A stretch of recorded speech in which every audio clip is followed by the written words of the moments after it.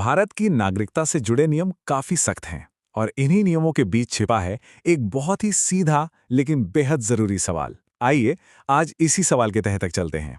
तो सवाल यह है कि क्या एक भारतीय नागरिक एक ही समय पर भारत का और मान लीजिए किसी दूसरे देश जैसे अमेरिका का पासपोर्ट रख सकता है? ये एक ऐसा सवाल है जो बहुत से लोगों के मन में आता है। और ये सवाल इतना जरूरी क्यों हो जाता है? जरा इस नंबर पे नजर डालिए। 1,80,00,000 से भी ज्यादा भारतीय आज दूसरे देशों में रह रहे हैं। ये दुनिया की सबसे बड़ी प्रवासी आबादियों में से एक है। इतनी बड़ी संख्या इस सवाल को और भी अहम बना देती है।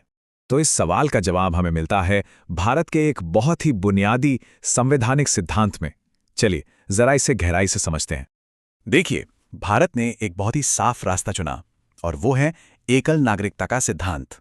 इसका सीधा सा मतलब है कि कोई भी व्यक्ति कानूनी तौर पर सिर्फ और सिर्फ एक ही देश का नागरिक हो सकता है। यहां कोई दूसरा ऑप्शन नहीं है। और पता है, ये कोई नया आइडिया नहीं है। ये सोच तो संविधान सभा की बहसों से निकल कर आई है। हमारे संविधान निर्माताओं का ये मानना था कि एक नए राष्ट्र के तौर पर देश के प्रति वफादारी बटी हुई नहीं होनी चाहिए। तो ये फैसला सिर्फ कानूनी नहीं बल्कि भावनात्मक और राजनीतिक भी था। ठीक है, तो सिद्धांत तो है, पर इसे लागू कैसे किया जाता है? यहीं पर संविधान का एक बहुत ही स्पष्ट और कह सकते हैं सख्त आर्टिकल सामने आता है। और देखिए, आर्टिकल 9 में कोई लाग लपेट नहीं है, एकदम सीधा और साफ। ये कहता है कि जिस पल कोई भी व्यक्ति अपनी मर्जी से किसी और देश का नागरिक बन जाता है, उसी पल वो भारत का नागरिक नहीं रहता।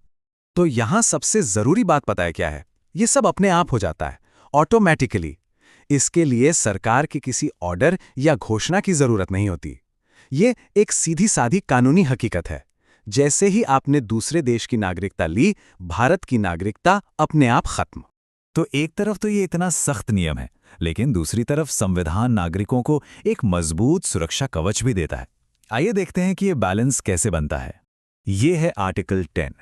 इसे एक तरह की गारंटी समझिए। ये कहता है कि अगर कोई व्यक्ति भारत का नागरिक है तो वो नागरिक बना रहेगा। उसकी नागरिकता यूं ही मनमाने ढंग से नहीं छीनी जा सकती। मतलब नागरिकता कोई ऐसी चीज नहीं है जो आज है और कल सरकार ने कह दिया तो चली गई। नहीं, ये एक स्थायी कानूनी अधिकार है। इसे बदलने के लिए एक पूरी कानूनी प्रक्रिया की जरूरत होती है, सिर्फ एक सरकारी आदेश की नहीं।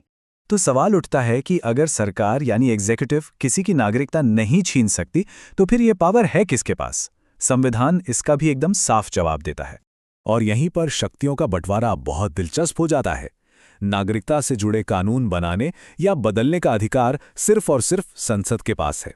ये सुनिश्चित करता है कि इतने बड़े और जरूरी फैसलों पर पूरी बहस हो, पूरी जांच पड़ताल हो।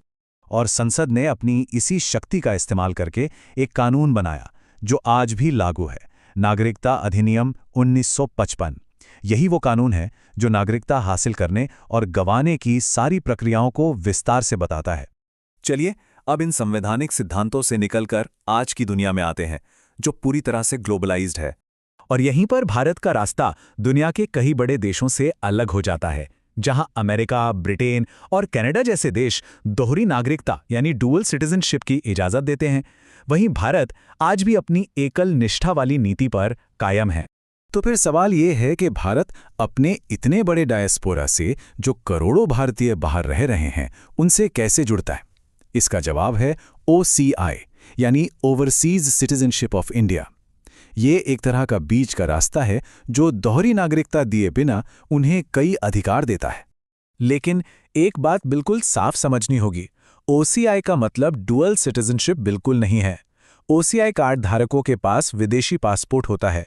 उन्हें भारत में वोट देने का या कोई सरकारी पद संभालने का अधिकार नहीं होता। तो ये एकल नागरिकता के सिद्धांत को बनाए रखता है। और ये सारी बातें हमें एक बड़े सवाल पर लाकर खड़ा कर देती हैं। आज की दुनिया में जहां लोग काम, पढ़ाई और जिंदगी के लिए पहले से कहीं ज्यादा एक देश से दूसरे देश जा रहे हैं, क्या भारत का एकल नागरिकता पर जो बुनियादी स्टैंड है, उस पर फिर से विचार करने की जरूरत है? ये एक ऐसी बहस है जो आने वाले समय में भारत के भविष्य को तय करेगी।